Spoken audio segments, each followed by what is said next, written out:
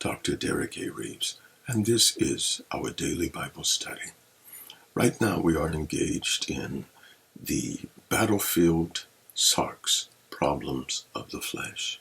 So today we're going to do a lesson that is entitled Flesh Compromises Spirituality.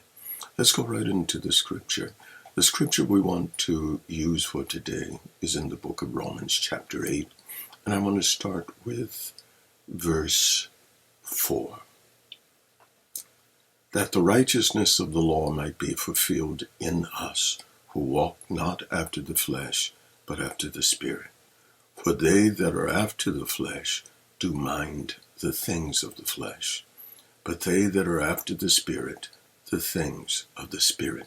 Let's keep in mind that our lesson today is entitled, The Flesh Compromises Spirituality.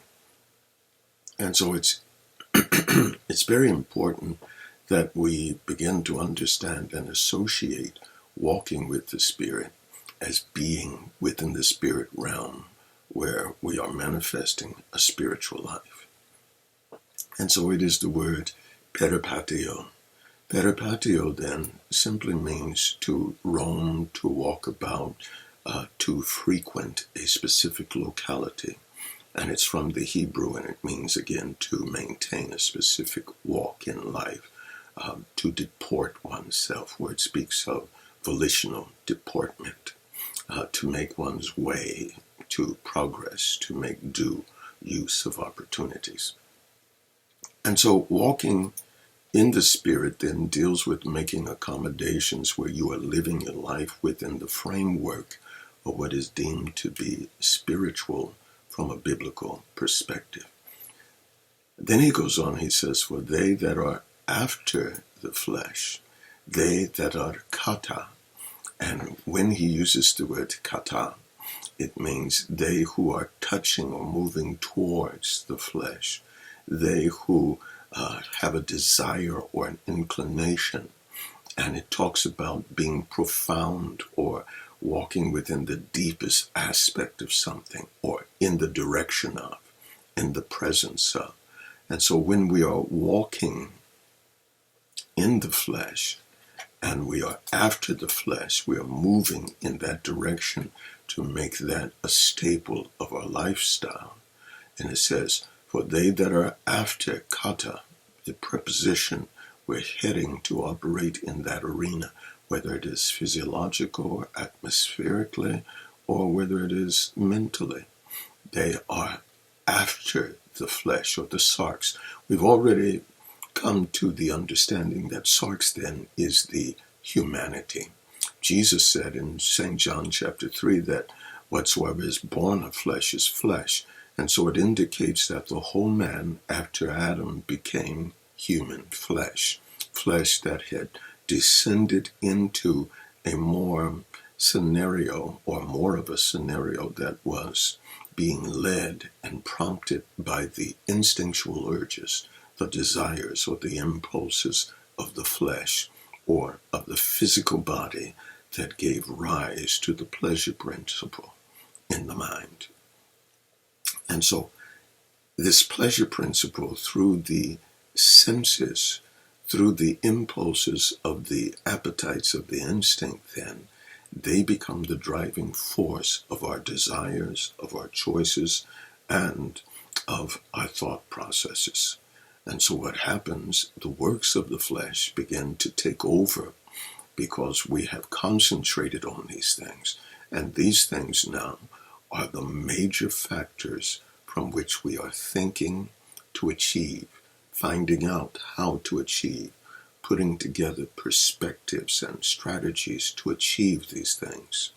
And so our heart gets involved, and then we start desiring the things that bring to us pleasure. And then we focus on it. The reticular activating system causes us to focus more and to give us more reasons and more clear reasons why we should continue. Number one, it's available. Number two, it feels good. Number three, it's satisfying. And so these are the things that promote habitual behaviors. Now, let's go a little further and see if we can unpack this. So, for they that are after the preposition kata, the flesh, sarx, do mind the things of the flesh. And so when we consider here that the term mind is the use of the Greek term phroneo, it speaks of a lot of unique different things concerning the soul and the thought capacity. So it talks about phroneo, to think, to be of an opinion, to take thought of, or be considerate of. And specifically then, this deals with to entertain or to have sentiments or inclinations of a specific kind. And so when we talk about inclinations, we are talking about the exercising of the mind consistently to analyze through observation, examination, and then breaking it down. And when we find that these things are palatable to our humanity, then we will continue to think upon those things. As we said before, focus brings us into the continuity of parts of the brain that enable us to keep thinking, enable us to concentrate on those specific things until they become habitual behaviors. And so the brain literally accommodates the mind, which is composed of your elocution, the intellect, the emotive state, or the heart-found feelings, responses, and then the volitional, which is the will. And so those that are after the flesh have a phroneo, and they do mind the things of the flesh. And so they are now developing inclinations that become stronger. Inclinations, or an incline, is reaching a top, and there is no leveling off. You go to the top, and eventually the scope causes you through the incline to slide down or fall down into the thing which you are considering. They do mind phroneo. They are what? Developing inclinations that can become propensities. Inclination, the incline, come down.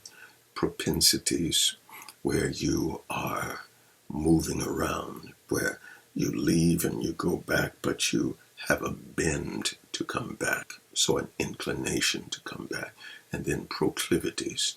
You are not just on the incline. You are not just coming back because you're tied to it, but now you're being driven by that thing, compelled by that thing, and ordered by that thing.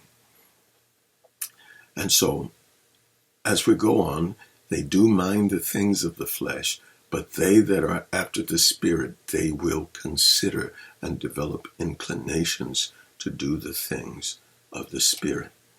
He goes on and he gives us a very interesting scenario, and he tells us why.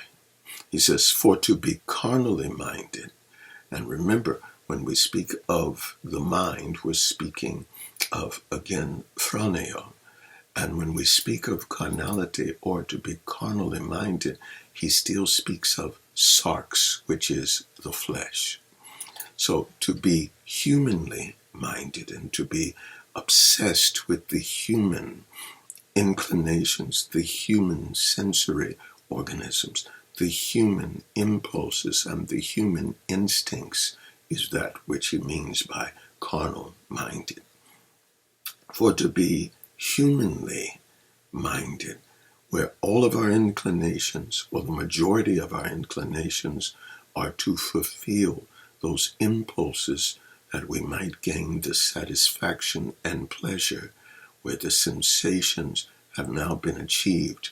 And so we develop habits of pleasing and running towards those things that provide for us carnal or natural pleasures alone. It's not that God has not created us to experience pleasure. If that were not so, we would not have the capacity through our senses to experience these things. But carnally minded means this is your inclination.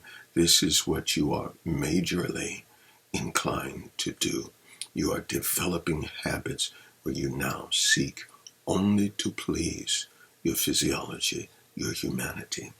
And so we leave off at pleasing God. and we leave off at developing ourselves spiritually. This is all the time we have. I am your host, Dr. Derek A. Reeves, and until next time, this has been our daily Bible study. God bless you.